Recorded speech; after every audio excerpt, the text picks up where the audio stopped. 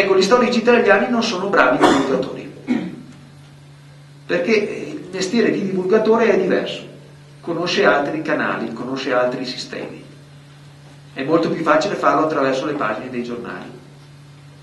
Ed ecco perché il luogo comune fa presa, lo stereotipo diventa realtà.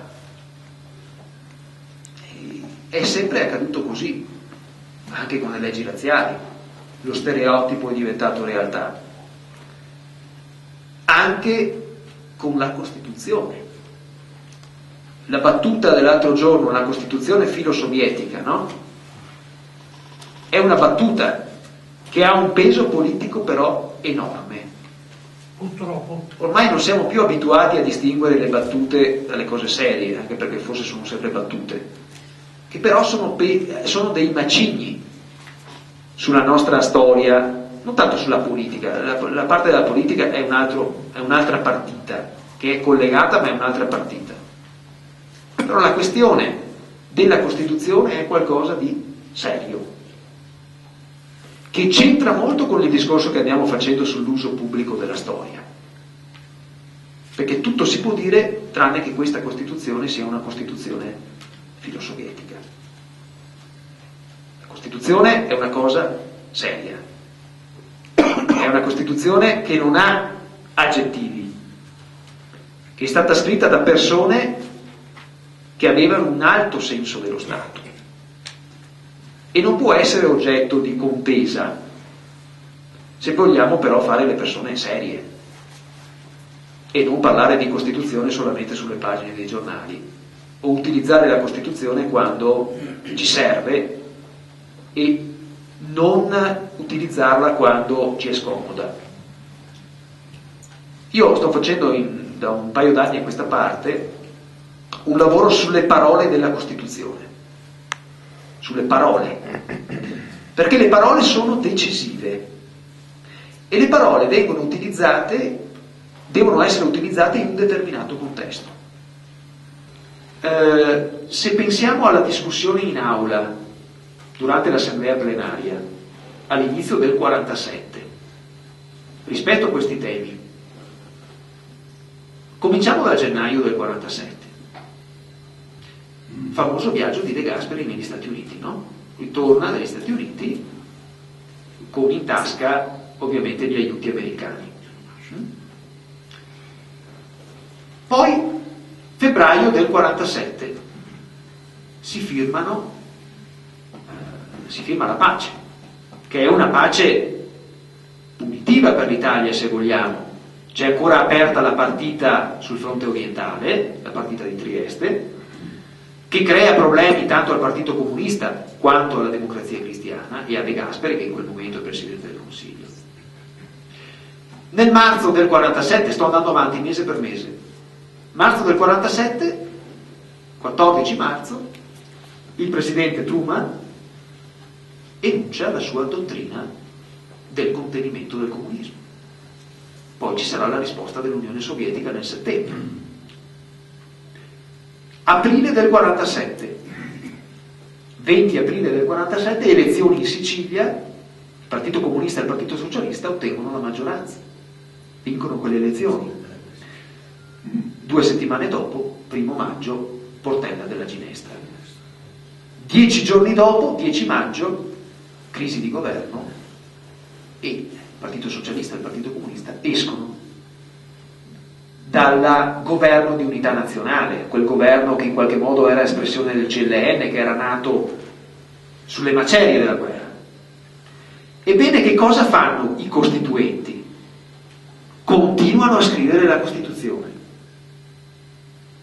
continuano a farlo, e i socialisti e i comunisti non avrebbero avuto tante ragioni per sospenderlo.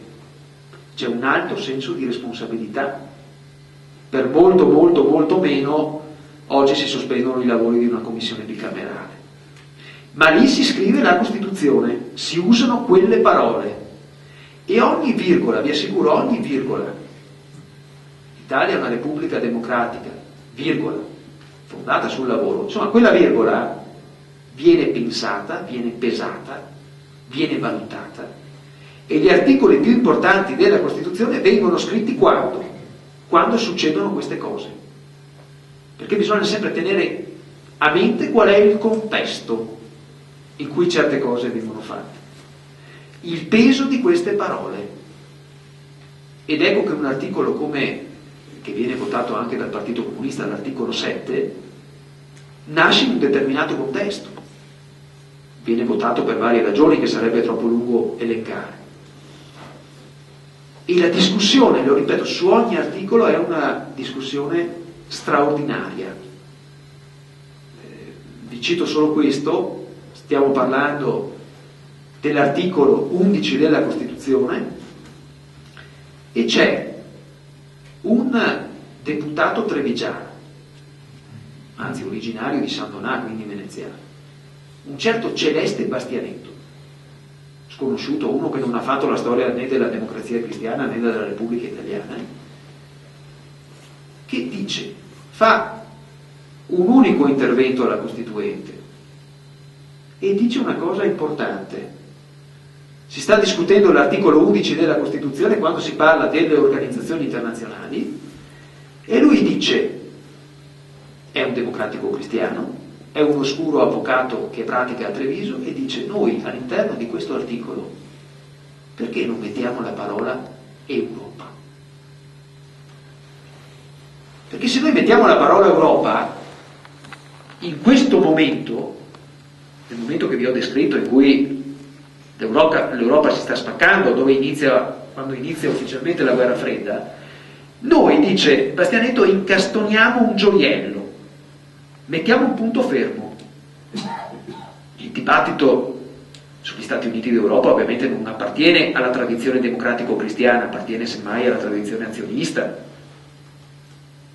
Però un oscuro deputato della democrazia cristiana di Treviso dice questa cosa, che è una delle pagine più belle, secondo me, che sono state scritte, che sono state dette durante i lavori della Costituente.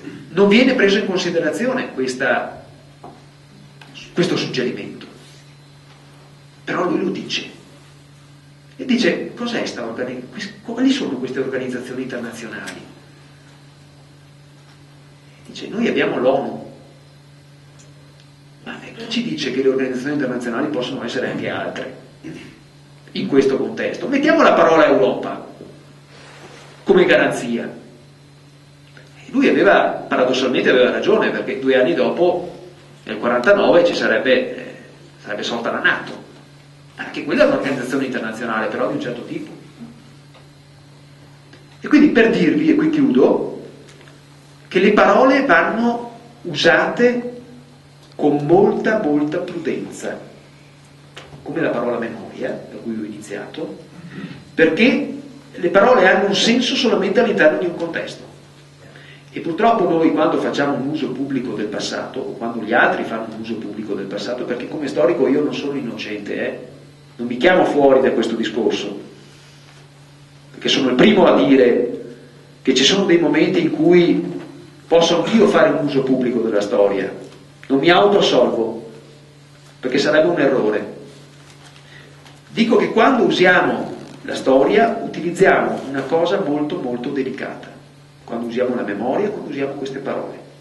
Quindi queste parole noi dobbiamo usarle con parsimonia e soprattutto dobbiamo usarle all'interno di un contesto, sia che uno lo dica qui in un'assemblea pubblica, che lo dica in un libro, che lo dica soprattutto in televisione e sui giornali, perché quello che dicono sulle televisioni e sui giornali ovviamente ha una rilevanza maggiore e ciò che si dice sulle televisioni e sui giornali crea opinione pubblica, crea luoghi comuni, perché deve creare per forza consenso. Ed è il consenso una delle parole su cui dovremo maggiormente ragionare quando si parla di passato. Grazie.